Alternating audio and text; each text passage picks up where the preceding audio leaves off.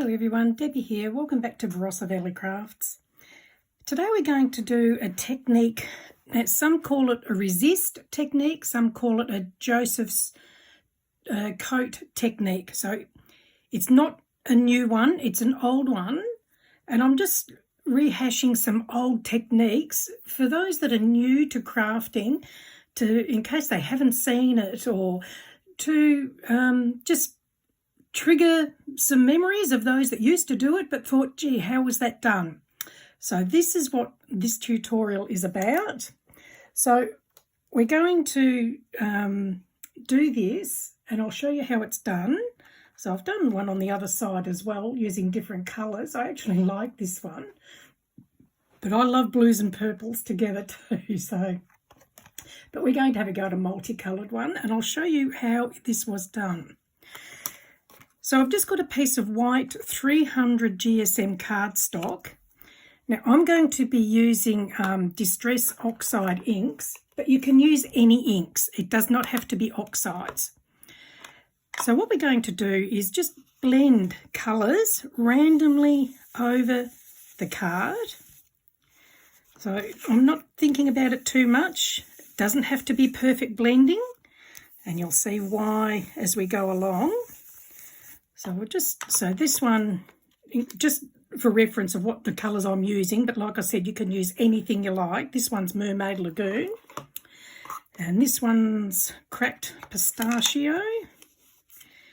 So just do the colours randomly around the card.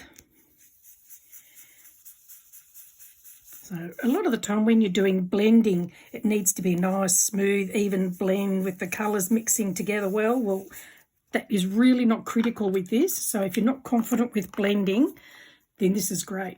So now we're going to use squeezed lemonade. Just pop some of that on.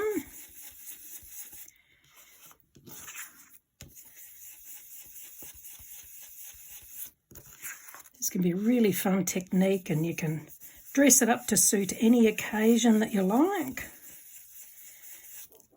And I'll go for some candied apple.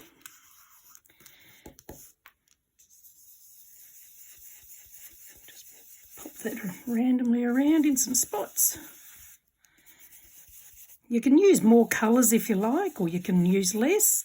Like I say, where's that other one I did? This one is just two colours. That's just a blue and a purple. So even that's quite effective.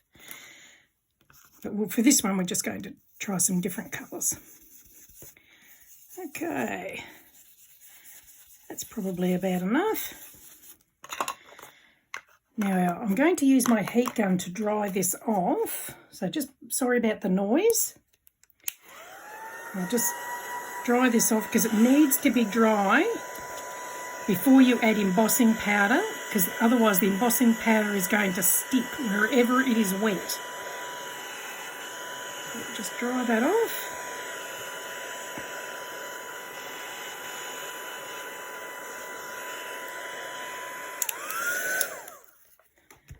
Okay, it should be all right.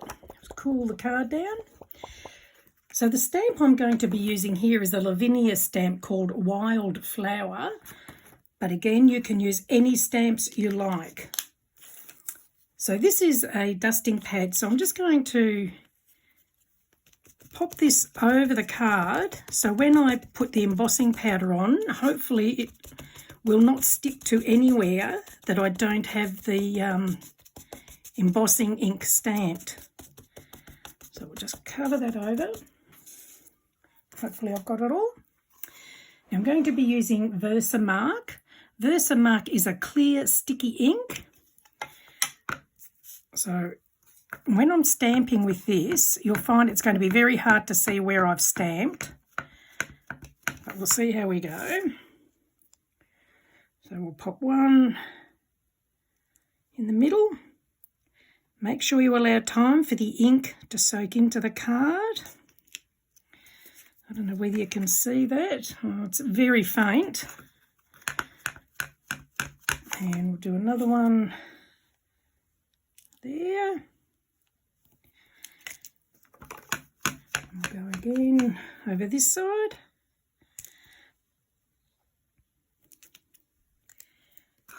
just do a couple more. Go one down here. And another one here. Okay, that should probably be enough.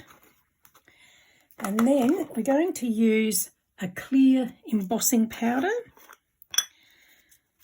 So I'll just flip my paper over. And we're going to cover the card with this clear embossing powder. And what should happen here is it should stick to wherever that Versamark ink is. I can see it's actually stuck to other places. I didn't dry the card enough, I don't think.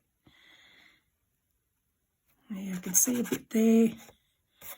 It doesn't really matter that much. It will just add a bit to the effect. Maybe I'll leave it on so you can see.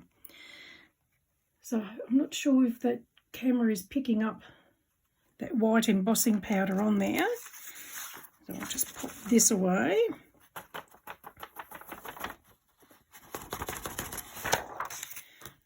And now we're going to use the heat gun to melt that embossing powder.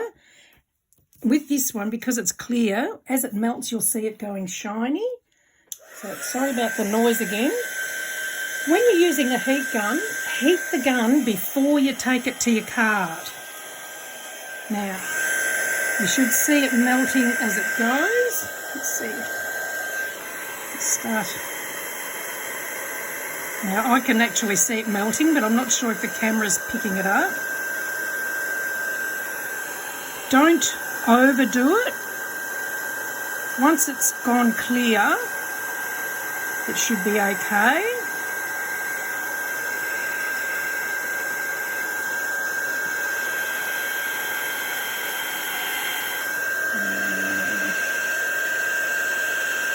It's very hot, so try not to burn your fingers if you've not used the heat gun.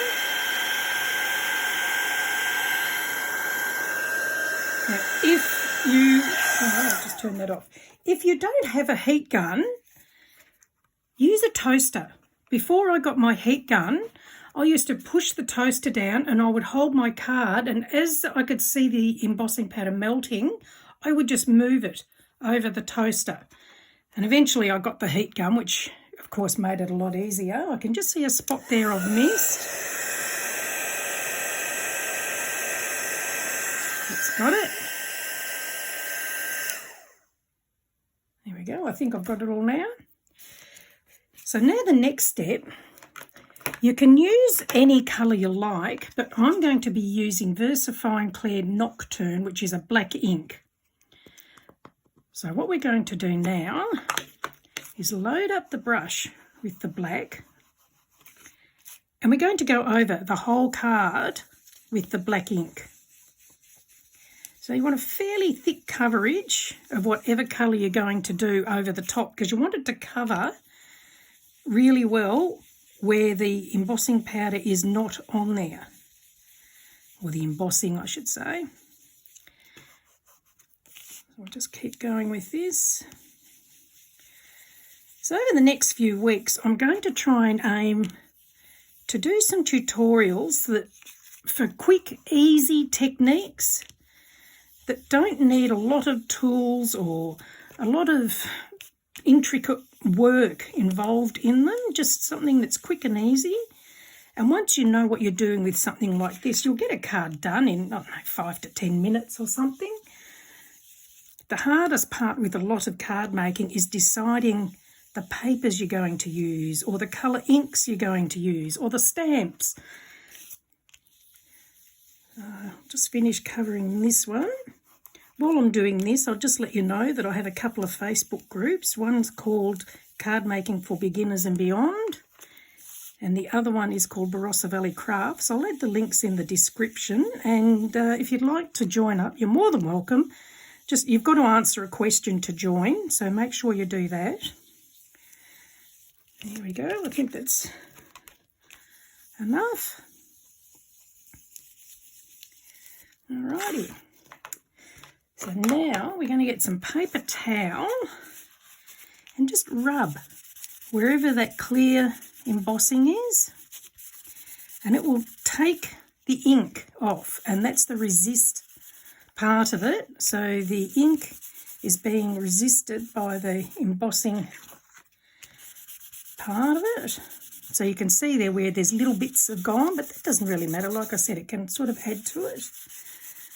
But that's it. How easy is that? And that's taken about 10 minutes. It's very effective, and it's really pretty. So that's it. Easy as that. Any brand of inks you can use, any stamps you can use, but you will need Versamark and clear embossing powder. So I hope you've enjoyed that. If you have, please do give me the thumbs up, and do please feel free to come and join us on Facebook if you like. Thank you for joining me. Bye.